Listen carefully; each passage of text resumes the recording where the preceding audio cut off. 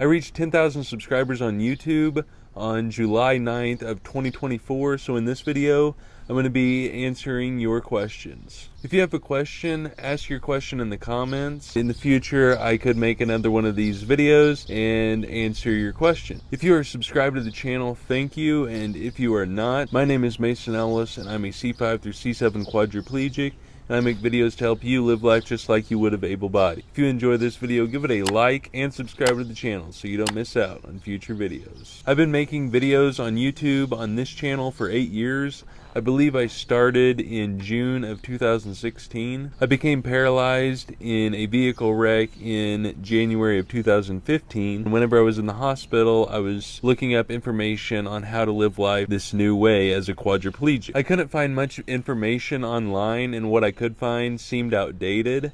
I could find articles and stuff, but I preferred watching videos. That's when I took it upon myself to start learning how to do different things. Whenever I would figure something out, I would record a video and upload it to YouTube. I originally uploaded my first video to a spinal cord peer support page on Facebook and realized that I should probably upload it to YouTube. After a few videos, I discovered there was a demand for these type of videos, and I wasn't the only person that was wanting to watch these kind of videos and looking for that information. In the beginning, I would have never thought that my videos would be watched around the world, not only by people with spinal cord injuries, which is why I started making the videos, but also family members, caregivers, and friends of people with spinal cord injuries, therapists and doctors for people with spinal cord injuries, as well as able-bodied people and students who want to know more information about spinal cord injuries. I've had many people comment on my videos or send me private messages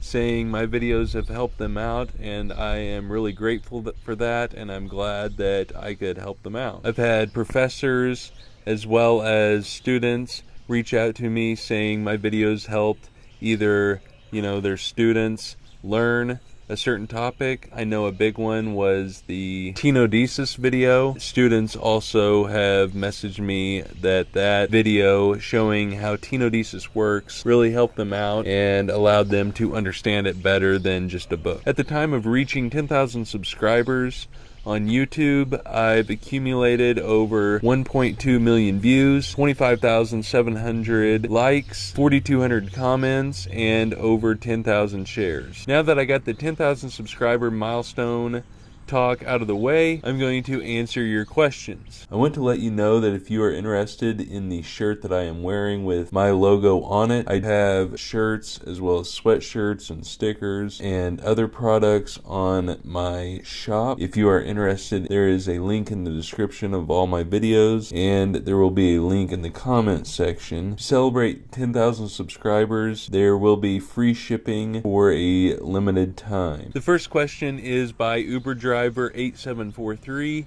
and he says, do you plan on branching yourself out to other social media platforms such as TikTok and Instagram? In the description of all my videos, I have links to all of my social media profiles, so if you are interested in following me on any other social media platform, check that out. I have Facebook, Instagram, Twitter or X, Threads, and TikTok. I also have Snapchat, but it's more personal than my other social medias. I have posted on all the other social medias: Facebook, Twitter, Instagram, Threads, TikTok, but my two most common are Facebook and Instagram. I would like to get where I post on all the social medias that I have a link, but my problem is I don't want to replicate the same information on every single social media profile that I have to where I keep sharing the same information over and over. I think it's best to share different types of content on each social media to where you can tailor it to that social media, what it was made for. So obviously YouTube would be my videos, and then Instagram I know has got more popular with reels and stuff, as well as Facebook. But as far as video goes, I'd rather keep that on YouTube. I do post pictures on my Instagram as well as Facebook, and in the past I have posted content on Twitter and Threads, which I do share the same content on Threads and Twitter. I just do a copy and paste and post it on both social media platforms. So like I said, my issue is that I don't want to post the same information on all the sites to where I have a video on every platform. I'd rather tailor the content that I make to the platform to make it best suitable to watch or read. So if you have any ideas, let me know, and if you're not following me on other social media, be sure to check out the description. The second question is from Tara Isaacs 8965, and they ask, how has your accident changed your outlook on life? What I mean by this is, do you think you would be doing the same kind of work, etc., if you were not injured? So to answer the first question on how my accident changed my outlook on life, I'm more appreciative of life itself and enjoy life a lot more than I did before my injury, which might sound weird, but after an accident that almost killed me, you have a way different perspective on how you look at everything in life. Also, after becoming paralyzed, I became interested in all kinds of stuff that I wasn't interested in before my injury, and I think it's because I realized my time on earth was limited. I wanted to experience as much as possible, which I think experience is what life is for. And the second question is, would I be doing the same kind of work, etc., if I was not injured? First off, with the videos, I enjoy helping people and solving problems, so I really like doing these videos. And then as far as my job, I have a job in information technology, which is what I wanted to do and planned to do before I had my injury, and I'm glad that I could still do what I wanted to, which was IT, computer stuff, even being paralyzed. I sometimes wonder where I would be if I wasn't paralyzed. Ever since I woke up in the hospital and was told that I was paralyzed, I told myself that I was going to live life just like I would have able-bodied. So honestly, I don't feel like I would be in a much different place than what I am now. I might already be living on my own and probably have a girlfriend or a wife, because with this situation, it seems like the wheelchair is an instant roadblock. The third question is Fly from Taiwan. What have been some things that have brought you the most joy post-injury as a quadriplegic? I have a few things that have brought me joy since becoming paralyzed, and the first one is I like helping others, which is why I like doing these videos, and is also partly why I wanted a job in information technology, because I like solving problems and helping people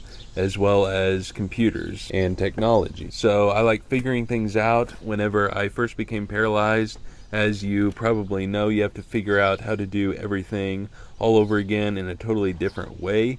And so I like figuring things out and problem solving. And as far as having joy, being alive after I was expected to die, and given the second chance, I have a lot more joy of life, even in this situation being in a wheelchair. You have to compare yourself with how you were yesterday, not how you were before your injury. The fourth question is from Tara Isaacs 8965. Where do you carry your valuables so that they're safe and easily accessible when you are out and about in the community, i.e. cell phone, wallet, keys? First off, I have a pouch on the side of my wheelchair that's hooked onto my armrest. In my pouch, I keep my lanyard that has my keys on it, as well as scissors and my wallet. Another place that I carry stuff is the backpack that I always have on my wheelchair. In the backpack, I carry my medical supplies such as catheters, earbuds, and phone charger. Another place that I carry stuff are my pockets. I have this knife that has a clip on it, so I clip it on my right pocket,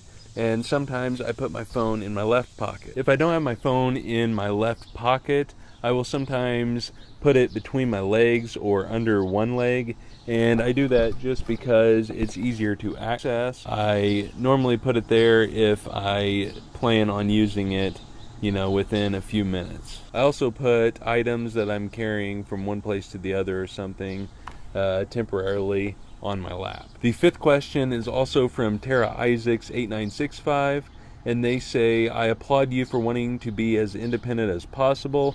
I, on the other hand, have to consider energy conservation while maintaining independence. Do you have any tasks that you can do but prefer not to due to time or energy constraints? This is a difficult area to know where to draw the line. I know when I was in the hospital, I told myself that I was going to be 100% independent. I'm pretty much there and would be 100% there if I moved out of the house and started living on my own. I normally let other people do stuff for me if there are time constraints, especially if people are waiting on me. However, if people are not with me, I normally have a lot more patience if I am by myself, and I prefer to do things by myself. One reason I have less patience when I'm with other people is because they can do a lot of things that take me a few minutes, they can do instantly. The sixth question is from Ron Barton7799. How do you handle your bowel and bladder management? Do you have a nurse or trained health aide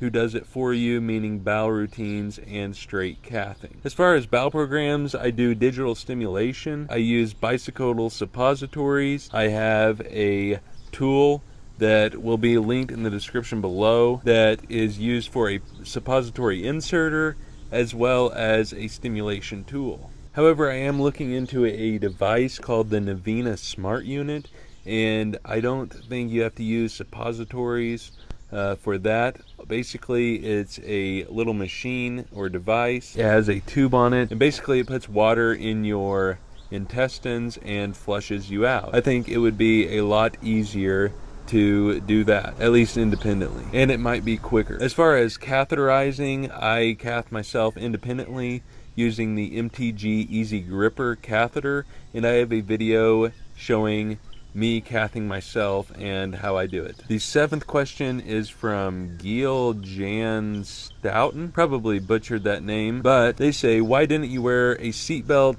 when you had the accident, and would you be better off or worse if you had?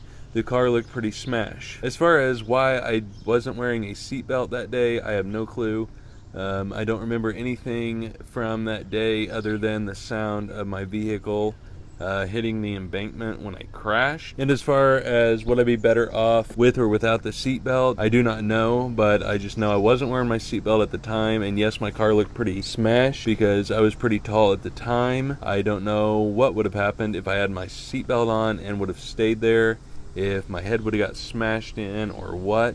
But as far as ever since my wreck, I wear my seatbelt every time. Question 8 is from In Time Awakening 5557. They say, how are the house plans going? Will you share the proposed plan before building as a platform for potential ideas? As far as the planning goes, I haven't done much planning, just thought of ideas in my head, so I really need to get those ideas wrote down. And yes, I will share my plans with you on YouTube through a video, probably multiple videos, and get people's feedback as well as recommendations on what you suggest. So I plan on making videos before, during, and after. Question 9 is from Just in the Wheelchair Nerd, and they ask, where do you see yourself in 10 years in terms of life, relationships, and career? In terms of life, in 10 years I plan to be living independently in a fully wheelchair accessible house. In terms of relationships, I hope I have a wife or a girlfriend, but so far it isn't looking too hot. And as far as career, I plan to still be working in IT because, once again, I like